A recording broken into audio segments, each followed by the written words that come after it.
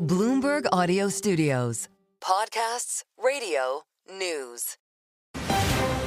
You're listening to the Bloomberg Balance of Power podcast. Catch us live weekdays at noon and 5 p.m. Eastern on Apple CarPlay and Android Auto with the Bloomberg Business app. Listen on demand wherever you get your podcasts or watch us live on YouTube. Always a pleasure to compare notes on a jobs day with Bloomberg Economics chief U.S. economist Anna Wong. Anna, is this being framed properly in terms of moderation and good feels on Wall Street that this economy might be actually in better shape than a lot of folks thought? Yeah, so notice how the bond market reacted in an outsized way to just 13,000 upside surprise. I think that what this tells me is that the bond market and a lot of traders were positioned for a very weak print coming in. And what we're seeing is more of an unraveling of these positions as opposed of suddenly this jobs report inspired confidence in the labor market. Because when you look at the numbers, the 3-month moving average of monthly job gains is only 135,000. And before this jobs report, even with our expected lower jobs creation in May, we thought that the 3-month trend was 153. And of course, if you use the consensus forecast coming in, their expected 3-month average would be more like 170,000. So the trend, basically, the revisions, the 95,000 jobs downward revisions, led to a trend job growth pace that's actually lower than what everybody thought. So I would say that on net, the takeaway from this jobs report is actually it's weaker than what most people thought. Well, especially when we consider the kind of sectors where we're seeing hiring versus where we're not. Very heavy concentration in leisure, hospitality, and healthcare, not so much in the other areas of the economy. Yeah, so we actually had expected that leisure and hospitality would be a weak point, and also transportation and warehousing, given the steep drop in imports containers volume. So I actually thought that the fact that jobs are coming from there is a bit suspicious, and was signify that there will be downward revisions. We saw that most of the downward revisions in the last 2 months was in the transportation and warehousing sector. Last month, based on the printed data, you would have thought that sector added jobs, but they are all revised away today. The federal government lost 22,000 jobs in May. Is that the Doge, and is that as bad as it gets? So that part, we actually expected that, partly because every month you have a natural attrition rate of the federal workforce of roughly 13,000. And without being replaced, as there's this federal hiring freeze, you would naturally see at least 13,000 jobs, federal workers leaving the workforce. Just through attrition. Right, through attrition. And then on top of that you have maybe 7,000 more from Doge. And we know for a fact that many people are indeed being laid off from Doge, and they are not necessarily being paid.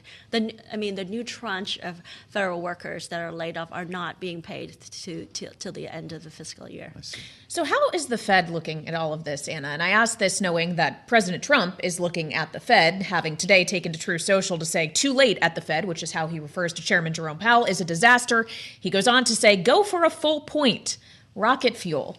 Is there anything in this data that suggests the Fed will be thinking about cutting even a quarter point, let alone 100 basis points? Right. It's interesting because the administration is characterizing this job report as strong, yet recommending one point of cuts, which would be a panic cut if the Fed were to go for that. So the Fed is more focused on the inflation print. We are getting the CPI report next Wednesday, and Wall Street is very fixated on the CPI report right now. Interesting. The president isn't going to stop teasing or urging the Fed chair to do what he wants them to do. What does the bond market think about this? Are we still taking this seriously, or are we getting to the point where there's not much reaction to it? Powell. Okay. Yeah. I think we have been seeing just small term premium being added. The more Trump tweets about Fed policy, but I think for the bond market, the more important thing is this growth fear narrative. Sure. It seems like they're just responding very outside fashion to any hints of a recession or weaker hard data. All right, Anna Wong of Bloomberg Economics, where she's our chief U.S. economist, joining us on this Jobs Day. Thank you so much. And of course, Joe, when we consider what the bond market is looking at here, it's not just questions around the data and what it means for monetary policy, but as we've been discussing for weeks, if not months now, they're also worried about fiscal policy and the potential deficit impact of the bill still working its way through Capitol Hill. And in that way, the bond market and Elon Musk might be a little bit aligned, as remember, this whole big breakup we've seen between Donald Trump and Elon Musk started with Musk's criticism of this legislation and how much it could add to the federal deficit. Even though we keep hearing from Republicans that it has everything to do with the elimination of EV tax credits and incentives inside the president's bill, Elon Musk said it's not about that. And we know the president, just as recently as a couple of weeks ago, said that's something they never even talked about. I will note, by the way, not much from Elon Musk in the last 24 hours on Twitter. Maybe he's finally getting a nap. Yeah, maybe he's taking the advice of the person who said, hey, you should cool off for a few days, to which he responded, good advice. The question is a cooling off necessarily amending offenses between the world's richest man and arguably the world's most powerful man? And on that note, we turn to Chris Sununu, the former Republican governor of New Hampshire, who is joining us here on Balance of Power on Bloomberg TV and radio. Governor, welcome back. It's always great to have you. You, of course, are familiar with both of these characters that we are talking about here. Are you surprised that there has been a falling out between these two, or at the very least surprised by the velocity of the break? No, I am. I actually am. I've worked with both of them, and I thought cooler heads would prevail over the bill. I think Elon has never been great with understanding the value of messaging and the timing, and he probably went a bit too far, not just saying, hey, we need to push back on the big, beautiful bill, but I think it was the you went to one Pennsylvania without me comment that really probably got under Trump's skin more than anything. And that escalated things. I do believe, though, cooler heads will prevail. There'll be some reconciling, a private conversation here. Things will quiet down. They'll get beyond the bill. They still want the best for this country. They have, on a couple issues they may differ here and there, but things are inflamed. I think the Democrats are excited. There could be a breakup of the two bros, so to say. But at the end of the day, I think there'll be some Cold War peace found. Well, Governor, it's good to see you. Welcome back to Bloomberg. We just heard from Elon Musk. He just posted while you were talking on X, very simply, Bannon is a criminal. We're going to get right to the point here. I don't know if you've heard some of the remarks that Steve Bannon has made about Elon Musk over the course of this second term for Donald Trump. He weighed in with Politico saying that he and Peter Navarro are recommending executive orders to implement the Defense Production Act to seize both SpaceX and Starlink, take them under government control, while Elon Musk is investigated for his immigration status, security clearance, and drug use. What is MAGA's hang up with Elon? Well, I don't think it's a MAGA hang up or even a Republican hang up. I think Bannon and a few others have just never understood the relationship that the president and Elon had. I think Bannon is, again, he's giddy because finally the guy he never really appreciated and wanted in the White House in the first place is kind of getting his comeuppance, if you will, with the president. So I think there's just a select group of people that are just like, okay, they didn't have that relationship that the president had. Remember, I mean, Trump and Elon would talk every day, multiple times a day, every night. They have a very long and firm relationship that is obviously under some severe fire right now, but it's not built on a house of cards. I mean, it really is built on, I think, a vision that the two of them share. So ultimately, I don't think it'll ever go back to the way it was, don't get me wrong, but I think cooler heads will prevail on both sides, especially Elon's, but on both sides, because, there's benefits that each of them have to the other, not just commercial and financial benefits, but political benefits and trying to get the country back on track. So, I think this will be an interesting chapter when someone writes the book on it all, to be sure. But I don't think it's going to define the presidency or crash the bill or be. It's more of a trivial thing at this point. Well, forget the book, Governor. I'm waiting for the docu-series or whatever is going to show up on E! If there's going to be a reunion of some kind hosted. I'm watching it right now. Made for Bravo. I think we're in it. Well, fair enough. We are living it, certainly. Governor, we've spoken with you before on this program about how you actually admired Elon Musk and the Department of Government Efficiency's fundamental mission, which was to reduce the size of the federal government, get our fiscal house in order. So in that vein, do you think Elon is fundamentally wrong about his accusations around this bill being too big to be beautiful, it having too much of an impact on the debt and deficit of the United States? He's right. Elon is right on this one. There's no question about that. That the federal government has to start making tough decisions. And we can put it in the Elon context. He was asked to come in, do things that no one else has ever done in terms of exposing waste and fraud and finding places to cut tens, if not hundreds of billions of dollars. No one had done it. No one had ever done it that fast and that strong. He did it for the president. He sacrificed a lot for it. And now he's like, wait, but I don't get anything for this. I make all that sacrifice and you guys aren't even going to go through with it. Now, there'll be some rescission bills, but already we all know those rescission bills are a very small piece of the pie that the federal government really needs to take on. So I completely get the frustration and the disappointment that he has when it looks like that we're going to, the fiscal conservators are adding to the debt. Like what are we doing here, right? This is crazy. So it's not just him. You see it from the more independent fiscal minds, whether it's the Jamie Dimons and the hedge fund managers and these guys that really watch this economy deeply, saying yes, they are hedging themselves into other currencies right now, not because they don't believe in America, but let's remember, we don't no longer have a triple bond rating, right? It's just good practice right now from a financial standpoint to look at other currencies. We're still going to be the reserve currency in the short term, but there are threats to that. There's no question to that. And nobody wants to see it, but it's all because of the debt and inability. I believe there's a bit of a political revolution coming where all this money that goes to candidates is going to start to go back to the states and issues where there's opportunities. I think we've talked about it on your show before. I'm a believer. There's 27 states that have passed balanced budget amendment resolutions for the federal government. You need 5 or 6 more. That's it. And then the states impose a balanced budget amendment on the federal government. That's how the founding fathers designed it. And we're right at the finish line there. That's a great opportunity for an Elon Musk to come in, right? And say, look, I'm going to fund that. I'm not going to fund these conservative politicians anymore who say one thing and don't do another.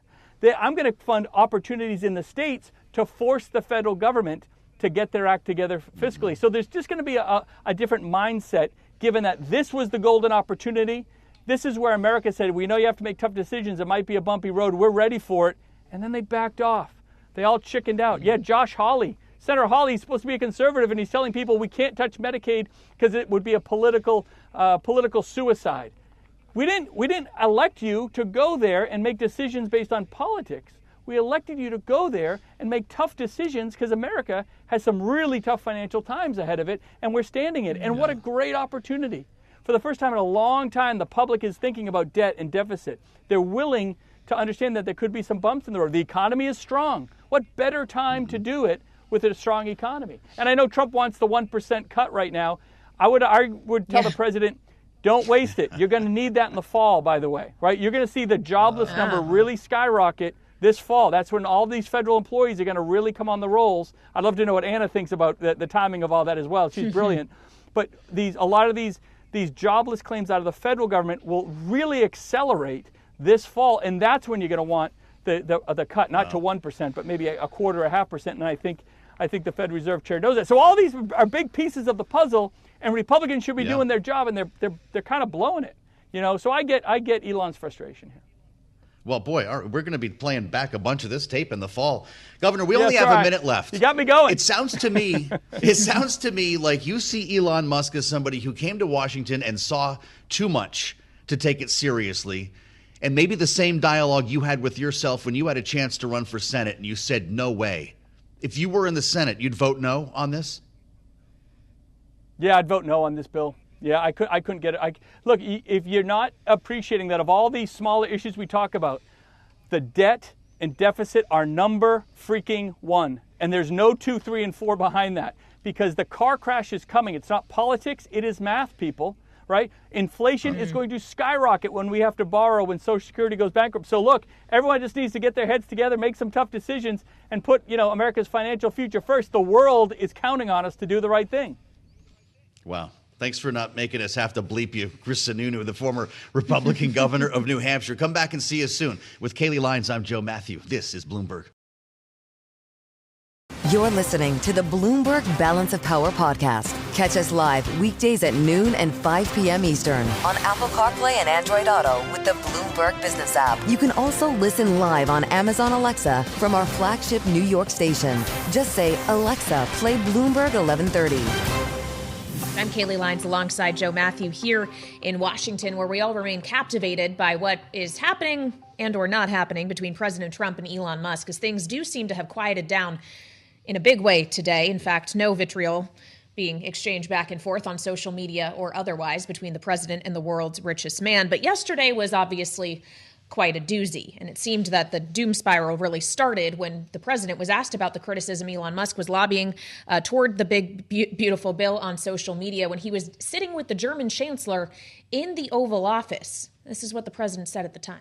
And if you saw the statements he made about me, which I'm sure you can get very easily, it's very fresh on tape. He said the most beautiful things about me. And he hasn't said bad about me personally, but I'm sure that'll be next. But I'm very disappointed in Elon. I've helped Elon a lot. He worked hard and he did a good job. And I'll be honest, I think he misses the place. I think he got out there and all of a sudden he wasn't in this beautiful Oval Office, and he's got nice offices too. But there's something about this one. I was telling the chancellor, this is where it is. Since then, President Trump says he wants to move on, and reports earlier today of a phone call in the offing between the White House and Elon Musk have been disproven by Bloomberg. There is no phone call in the works, according to people familiar with the matter, and so we fester. Elon Musk is posting again, by the way. He took quite a few hours off Twitter and is now tweeting about Steve Bannon, calling him a criminal. Steve Bannon had even worse things to say about Elon Musk. As we assemble our political panel for their take on this, here we go again with Jeannie Shanzano, Bloomberg Politics contributor with the Center for the Study of the Presidency and Congress, Lisa Camuso-Miller, Republican strategist, former RNC comms director, and host of the Friday Reporter podcast.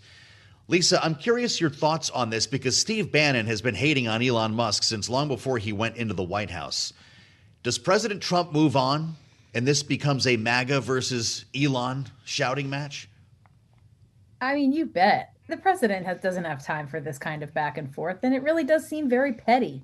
But, you know, if you're Steve Bannon and you're looking for someone to go after, I certainly think that this is going to be one. And the other thing, Joe, that we've seen over the course of the last probably 30 minutes since I spoke to you last was that it seems like the Democrats are making some headway and some waves and you know, sort of olive branches into Elon Musk. So the Democrats are looking at Elon Musk as someone that they could very well connect with and look for opportunities there. So there's going to be a lot of repositioning and a lot of interesting things happen over the course of the next couple hours. And it's interesting, and it certainly is not a fight that is going to go away anytime soon, but it's going to probably land at Steve Bannon and Elon Musk, and Donald Trump, the president, will have other work to do and move away from this.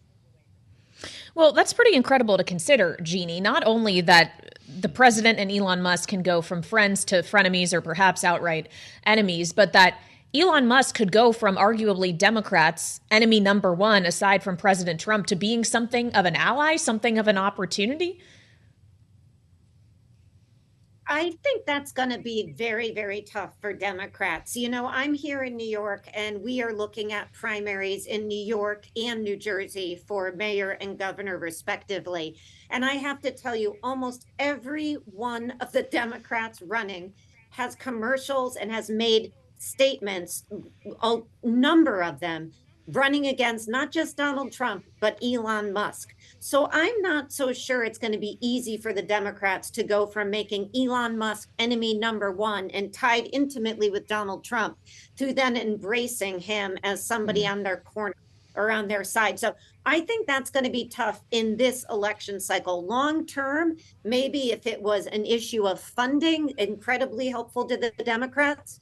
But again, that's going to be a hard switch. Likewise, it's a hard switch for the GOP to be selling to us that Donald Trump is this cutter in chief. He is the person who can single-handedly take the government and shape it up and cut it, and then turn around when he raises the issue that the governor just mentioned to you about the deficit and say, oh, no, he's wrong about that. So on both sides, this is very tricky messaging for these parties.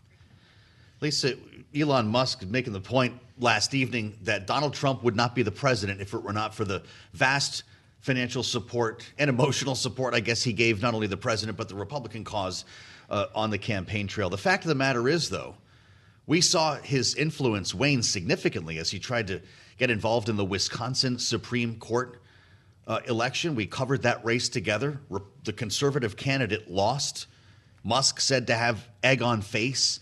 And the Doge effort, forget the wall of receipts. He promised $2 trillion in cuts and came up with about $9 billion, I think was the number that we ended up with, at least in terms of this rescission package. Did Elon Musk actually do anything to help Republicans in Washington? I mean, I think if you're him, you probably have buyer's remorse. He spent a ton of money and has affected almost zero change. In fact, if anything, not only did he invest in his time and his effort in making cuts and trying to do all of the things that he did, he also suffered a tremendous loss when it comes to Tesla. So there's so much when you're Elon Musk, you're looking at losses all across the board. And so any threat that he has really, it comes up empty when you look at it from a Republican point of view. So the threat of money in these races, it doesn't seem to make a change because Elon Musk makes the fight all about himself. And that, I think, is what turns this into more of a tit for tat and nothing really that will have any kind of political fallout other than Elon Musk eventually maybe quietly walking away.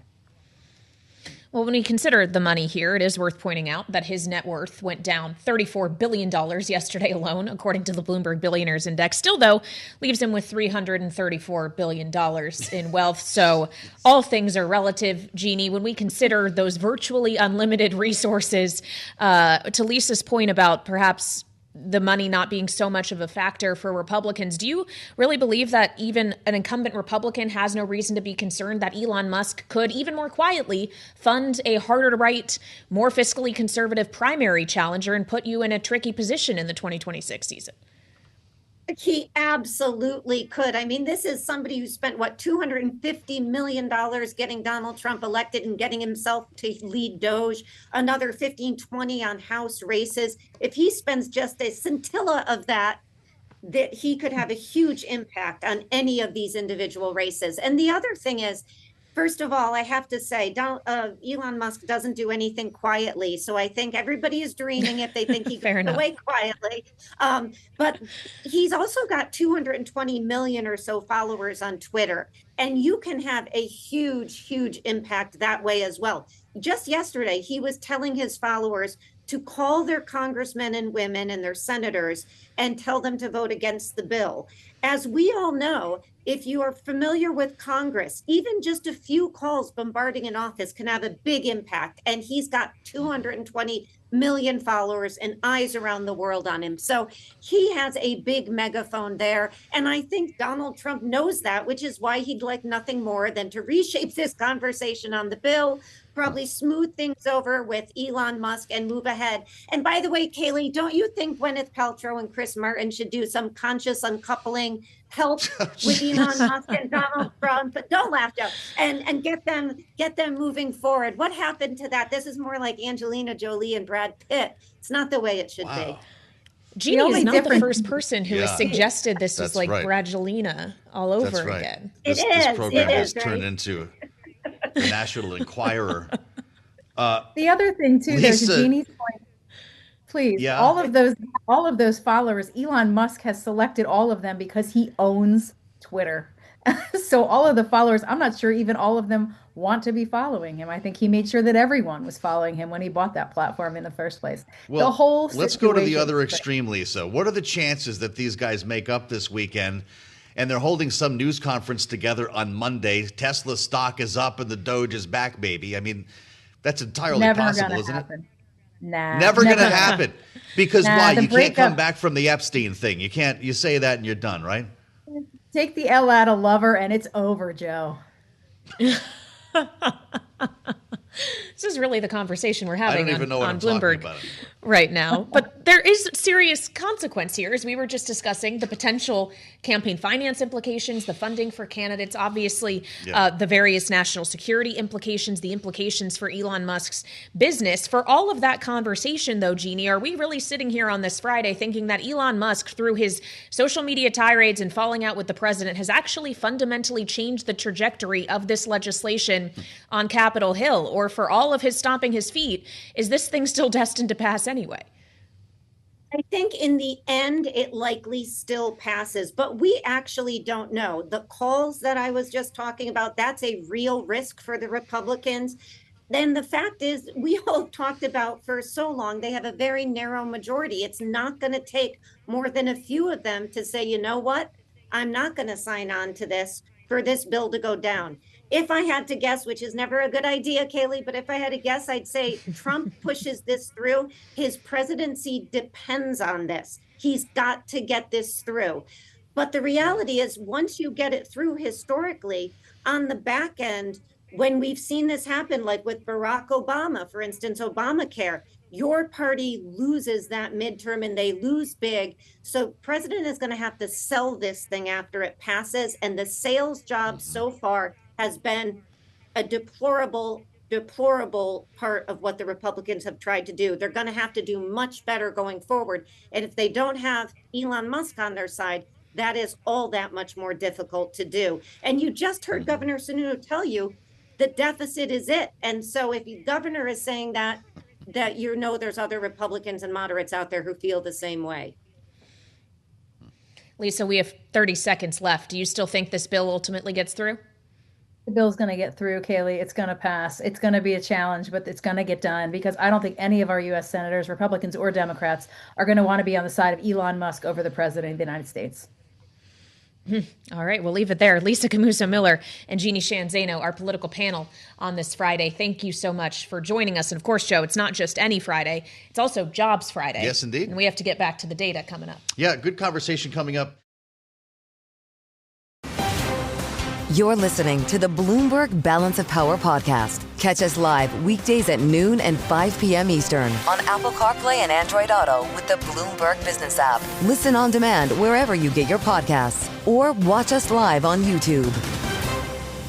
It's always about what's beneath the headlines that we're talking about here on this program when it comes to economic data. And Mark Hamrick's had a couple of hours to dig through the report. He's the Washington Bureau Chief, Senior Economic Analyst at Bankrate, and I'm glad to say he's with us in studio today. Mark, it's great to see you. Good to be with you. So when's the recession?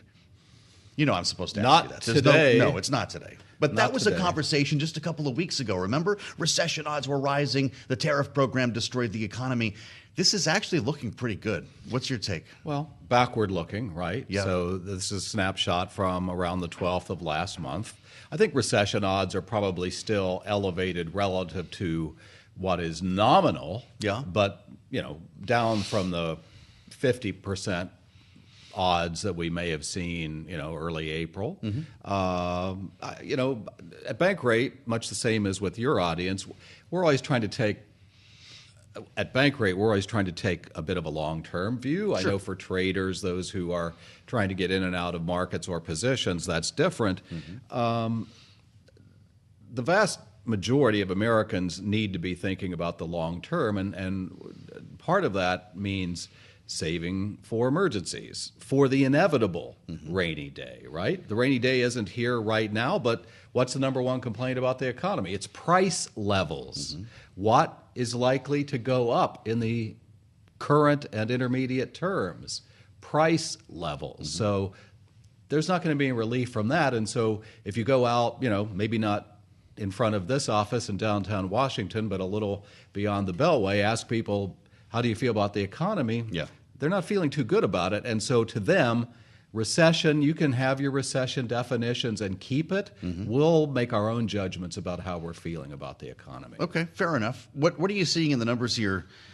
Stronger than expected payrolls, steady unemployment rate is what the headline's going to read. When you start looking at wages and participation, what does that tell you about this stage of the market? Well, first of all, I don't want to lean too far forward on the better than expected. The consensus that I was looking at was around 125,000. Exactly. We beat that by 14,000. Sure. No one should be going out buying champagne because of course, that. Absolutely. The other, and by the way, that could be revised in a month as we've been seeing very often. That's perhaps the most important point because this was the fourth straight month of downward revisions and the sharpest downward revisions that we've had in that series, minus 95,000 the previous 2 months. That takes a lot of the would-be luster off of this beating expectations. Understood.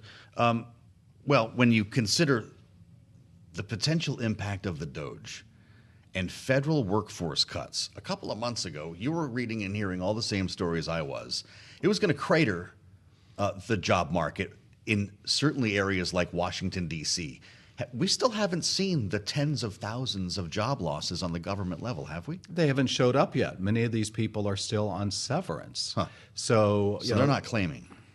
It's not showing up. And, the good news for those affected people is that, they would be looking for work at a time when the unemployment rate is still regarded as historically low at 4.2%. But let's wait till September, October, and see what the jobless claims and that component look like. As you know, Challenger Gray and Christmas earlier in the week talked about accelerating job cut announcements in sectors where we hadn't been seeing those occupying the top two positions. That was services and retailing, and hundreds of thousands of DOGE-related job cut announcements elsewhere. So I think, I'm not here to preach gloom and doom. I'm here to preach caution. Sure. And to look past the immediate headline numbers and try to think about a variety of scenarios that could be developing here in the second half of the year, which is weeks away. Well,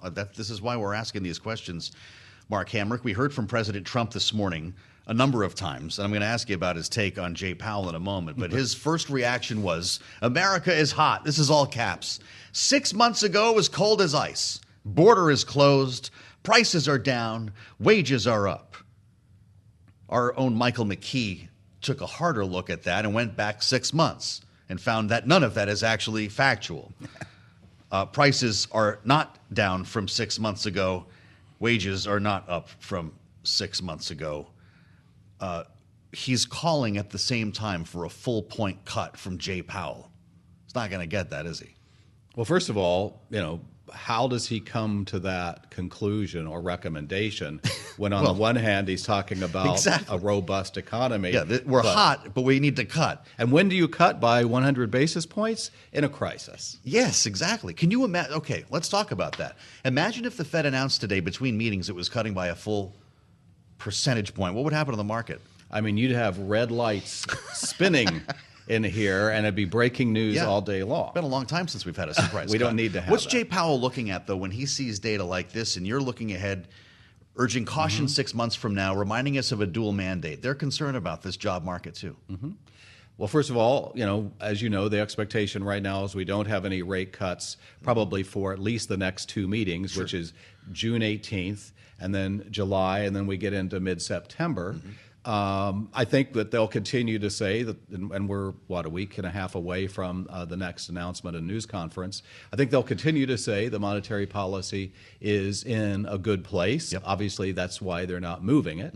And they want to be responsive to the way the economy unfolds in the months ahead. He regards himself, and they have a take with the law that they are effectively bulletproof from the president's rhetoric. And so, if anything, he wants to maintain the credibility not only of the institution that he and his colleagues serve, but also the roughly year that he has left as chair. He wants to maintain the credibility of all that. So the last thing in the world that he's going to do is get into an Elon Musk style, retort. I wasn't going to bring up Elon. Well, Mark. I mean, that's another show, it right? Sure But, is. Well, no, we're going to do that as soon as we change the topic. But look, you're right. A week from Wednesday, correct? Yes. We've got the next 18th Fed meeting. You haven't said the word tariff yet. He's going to have to manage that. And the fact is, nothing's really changed on that front since the last Fed meeting. He's waiting for, July 9th to find out what the heck is going on. Well, I think in the environment we're in, the tariffs are what we're going to be dealing with for the foreseeable future. If there's one tool in the president's toolbox that is on the top, aside from using social media, it's tariffs. Yeah. And we could try to, Monday morning quarterback all we want on where they end up, where they're going, where they'll be Monday. But I think a baseline is you have to assume they're going to be with us for the foreseeable future in some form. And let's think about the fact that we know that tariffs are a tax on imports that has to be paid by businesses and consumers, or some combination thereof. Yeah. And they are going to be with us for the foreseeable future. $2.8 trillion, the CBO says, they'll raise in the next 10 years. Yeah, what's the sustainability of Which that is, policy? well, they've already changed, but it's fascinating that we're trying to get a tax cut done while we're also essentially taxing Americans $2.8 trillion to pay for it. I'll get a lot of bad mail there, but maybe you can explain it to me. Mark, it's great to have you. Happy Great to Jobs see you, my Day. friend. Thank The you. great Mark Hamrick at Bankrate, and a great conversation for you here. Thanks for listening to the Balance of Power podcast. Make sure to subscribe if you haven't already at Apple, Spotify, or wherever you get your podcasts. And you can find us live every weekday from Washington, D.C. at noontime Eastern at Bloomberg.com.